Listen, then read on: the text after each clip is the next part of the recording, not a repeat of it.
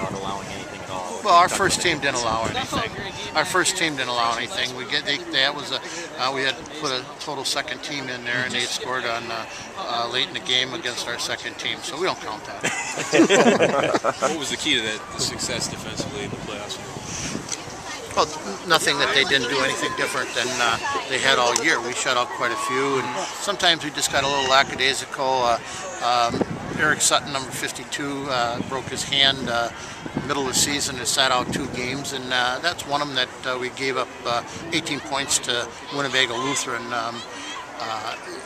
late in the season there, and then he came back for the Omro game, and we pretty much shut them out. So we were with him in there, we're a much better football team. Well, you got a potential all-state player there, great football player, and consequently, when you play without him, you don't have quite as many horses. Definitely back for another year, Coach. What's that? Definitely back for another year, Coach. Well, we sure hope so. I'm planning on it. I still looking forward to. I got that 5-year-old grandson I got to see through. Does this winning stuff ever get old for you, Bob? No, nothing gets old. The thing that what we do, we've already, as we were walking off the field, we were talking a little bit about next year already, and my son said, well, on the way back, we'll set up all next year for us. And that's the way we do. And then we put it away. We put it away till June. We'll have everything set up and then put it away and see how the kids work, and then we'll do some monkeying around with it in June, and then we'll see how the kids perform 7-on-7 and work in the summer. And some kids will be elevated, some kids will be put down, but we've got kids that want to work, and that's the key to success. And it's been a very enjoyable year because we didn't have any problems.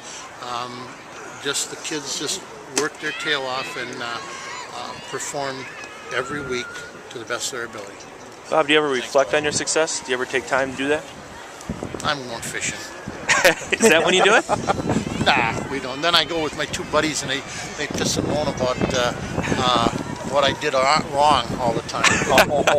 Is there anything that you've done wrong? I mean, it seems like you push all the right buttons. That 15-yarder was on me. I got it. Well, you can. I always take coach's bait. Look at my year. Shock is a very, very good football team. If you haven't followed them, they're a very, very young football team.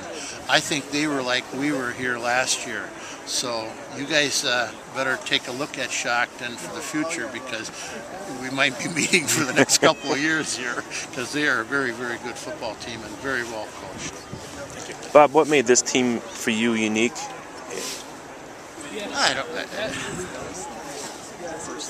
Just that they did exactly what we had anticipated them to do.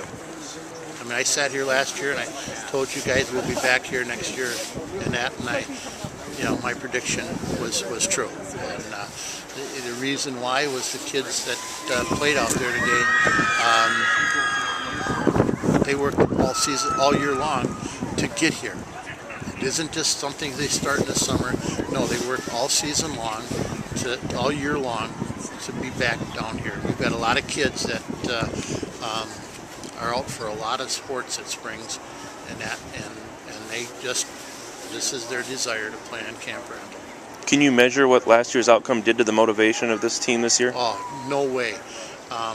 Could I measure that 6-3 victory against a great Edgar team gave these kids such confidence that I couldn't believe it. They weren't sad after the game.